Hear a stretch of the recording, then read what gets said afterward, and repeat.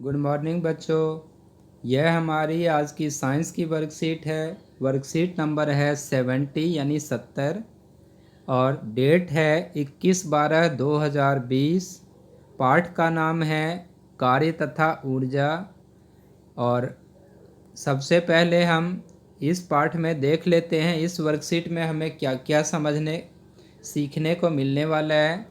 तो सबसे पहले दे रखा है शक्ति यानी पावर किसे कहते हैं। फिर उसके बाद एक शक्ति को किस प्रकार से दर्शाया जा सकता है गणितीय रूप से, वो बताया गया है। शक्ति का एसआई मात्रक क्या है। फिर उसके बाद शक्ति के अन्य मात्रक कौन कौन से हैं उसके बारे में बताया गया है। ऊर्जा का व्यावसायिक मात्रक कौन कौन से होते हैं उसके बारे में बताया गया है। फिर उसके बाद हमें इसमें उदाहरण दे रखे हैं जो शक्ति से संबंधित प्रश्नों को हम किस प्रकार से हल कर सकते हैं। फिर उसके बाद 1 किलोवाट घंटा जिसे यूनिट भी कहते हैं उसमें तथा ऊर्जा का एसआई मात्रक जो जूल है उसमें क्या संबंध होता है उसको भी समझाया गया है। तो अब हम अपनी वर्कशीट को समझना स्टार्ट करते हैं। तो सबसे पहले पाठ का नाम कार्य तथा ऊर्जा और इसमें टॉपिक है शक्ति जिसे इंग्लिश में कहते हैं पावर। तो शक्ति कहते किसे हैं और शक्ति की ज़रूरत क्या होती है। तो शक्ति की आवश्यकता इसलिए होती है क्योंकि इसके द्वारा हमें ये पता चलता है कि कौन सी वस्तु ने अधिक कार्य किया है अधिक ऊर्जा का प्रयोग किया है। अब शक्ति कहते किसे हैं। तो वस्तुओं द्वारा समान समय में किए गए कार्य को शक्ति कहते हैं। या दूसरे शब्दों में हम अगर देखें तो शक्ति का अर्थ होता है कार्य की दर। एक वस्तु की शक्ति को उसके द्वारा किए गए कार्य की दर के रूप में जाना जाता है या प्रयोग की गई ऊर्जा की दर के रूप में परिभाषित किया जाता है। इसका अर्थ ये है शक्ति यानी पावर का अर्थ ये है कि किसी भी एजेंट के द्वारा कोई भी वस्तु है, कोई भी व्यक्ति है या और कोई है एजेंट, उसके द्वारा दिए गए समय में जितना कार्य किया जाता है या जितनी ऊर्जा खर्च की जाती है वो उसकी शक्ति कहलाएगी। यहाँ पर दे रखा है यदि कोई अभिकर्ता या एजेंट t समय में w कार्य करता है तो उसकी शक्ति का मान होगा शक्ति बराबर किया गया कार्य बट्टे लिया गया समय यानी P बराबर W बट्टे में T। ये इसका सूत्र है। और अगर हम शक्ति का मात्रक याद करना चाहें तो शक्ति के मात्रक के लिए हमें W का मात्रक यानी किए गए कार्य का मात्रक बट्टे में T का मात्रक यानी लिए गए समय का मात्रक। तो किए गए कार्य का मात्रक होता है जूल और लिया गया समय है उसका मात्रक होता है सेकंड। तो इसका अर्थ यह हो गया कि शक्ति का ऐसा मात्रक हो गया जूल प्रति सेकंड। जूल प्रति सेकंड को हम वाट के रूप में भी जानते हैं। यानी अगर हम शक्ति के मात्रक के रूप में जूल प्रति सेकंड लिख दें तो भी ठीक है और अगर हम उसको वाट लिख दें तो भी सही है। इसका जो चर्चित एसआई मात्रक है उसको हम वाट के रूप में ही जानते हैं। अब औसत शक्ति किसे कहते हैं। तो औसत शक्ति का अर्थ ये होता है कि किया गया कुल कार्य या प्रयोग की गई कुल ऊर्जा बट्टे में लिया गया कुल समय। अब उसके बाद 1 वाट को अगर हम परिभाषित करना चाहें यानी जो शक्ति का एसआई मात्रक है उसको अगर परिभाषित करना चाहें तो कैसे करेंगे। तो यदि किसी वस्तु के द्वारा 1 सेकंड में 1 जूल ऊर्जा का प्रयोग किया जाए तो उसकी शक्ति 1 वाट कहलाती है। और शक्ति के और अगर अन्य मात्रक की बात करें तो 1 किलोवाट बराबर 1000 वाट ये दे रखा है। या 1 मेगावाट जिसे 10 की घात 6 वाट के रूप में जानते हैं या 1 गीगावाट जिसे 10 की घात 9 वाट के रूप में जानते हैं। तो यह शक्ति के अन्य मात्रक हैं।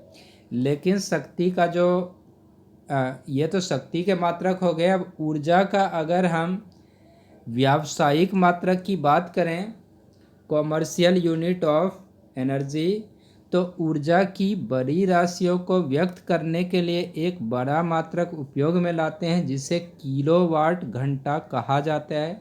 KWH, KW यानी किलोवाट और H यानी आवर मीन्स घंटा। तो 1 किलोवाट के दर से 1 घंटे में व्यय हुई ऊर्जा 1 किलोवाट घंटा कहलाती है। और इस 1 किलोवाट घंटा को हम यहाँ पर देख रहे हैं, ये 1 किलोवाट घंटा को हम एक यूनिट भी कहते हैं। और ये व्यावसायिक मात्रक है ऊर्जा का। और ऊर्जा का जो SI मात्रक है वो जूल होता है। तो अगर हम एक यूनिट यानी 1 किलोवाट घंटा जो कि ऊर्जा का व्यावसायिक मात्रक है उसमें, और जूल जो कि SI मात्रक है ऊर्जा का, उसमें अगर संबंध स्थापित करें तो उसके लिए हमें लिखना है 1 किलोवाट गुना में 1 घंटा। 1 किलोवाट का अर्थ हो गया 1000 वाट और 1 घंटे का मतलब हो गया 1 घंटे में 60 मिनट और 1 मिनट में 60 सेकंड। तो 60 गुना 60 3600 सेकंड हो गया। दोनों की गुना करेंगे तो 36 एकम 36 और उसके आगे 3 और 2 जीरो लगाएंगे तो ये 5 जीरो आ गए।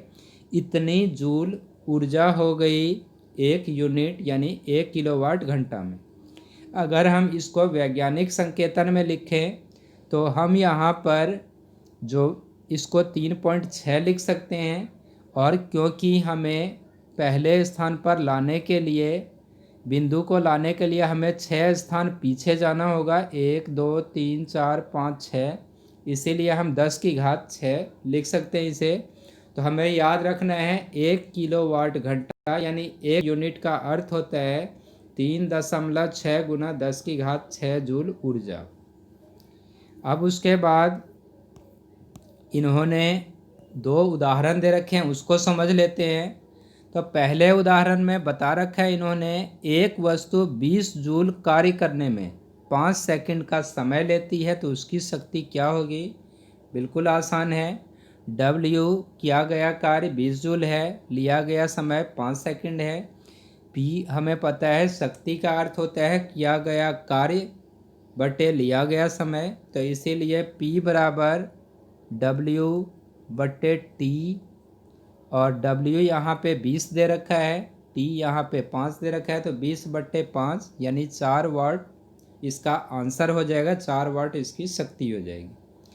इसी प्रकार से दूसरा उदाहरण दे रखा है इन्होंने, 50 किलोग्राम द्रव्यमान का एक बच्चा 45 सीढ़ियाँ 9 सेकंड में चढ़ जाता है। तो इसमें हमें याद रखना है 50 किलोग्राम उसका द्रव्यमान है, यानी M का मान है 50 किलोग्राम। 45 सीढ़ियाँ और एक सीढ़ी की ऊंचाई इन्होंने दे रखी है 15 सेंटीमीटर। तो इसका मतलब 45 की ऊंचाई होगी 45 गुना 15 सेंटीमीटर।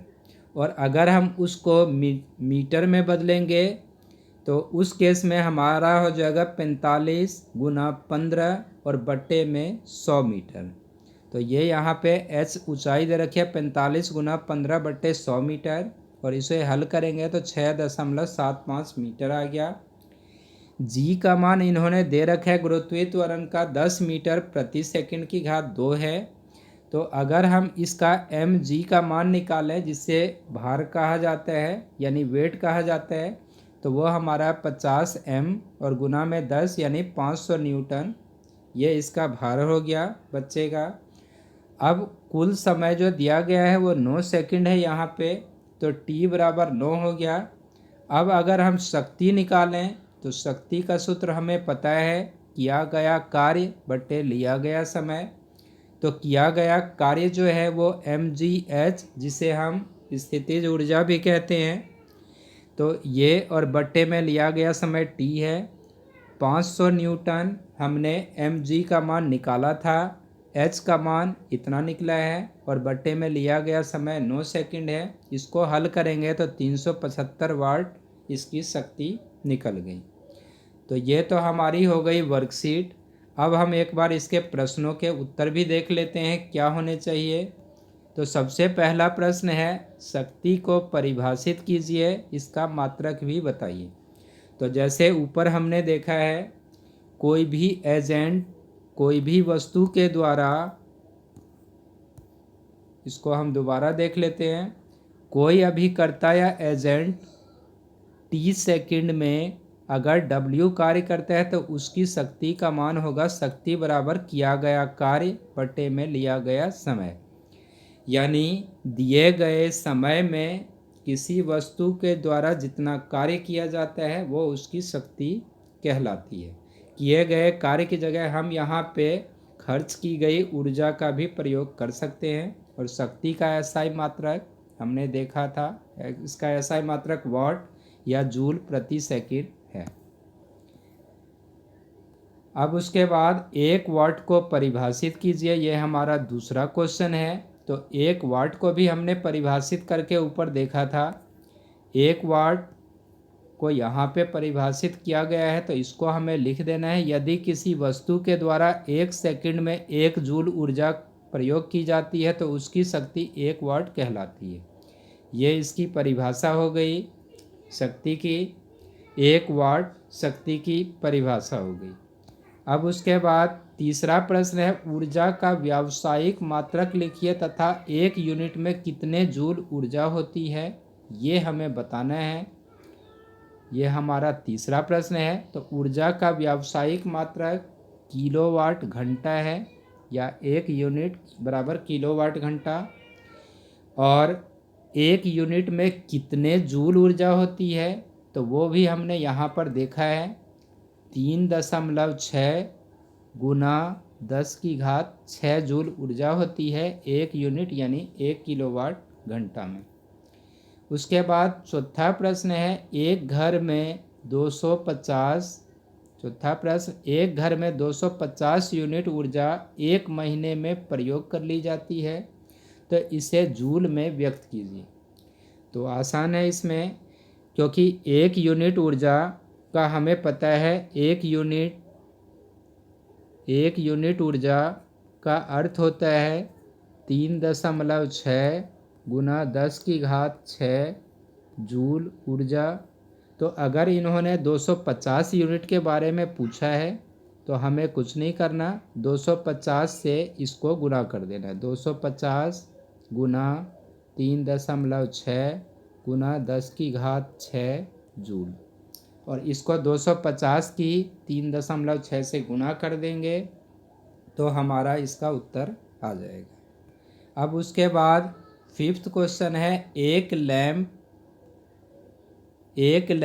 1000 जूल ऊर्जा का प्रयोग 10 सेकंड में कर लेता है तो इसकी शक्ति क्या होगी।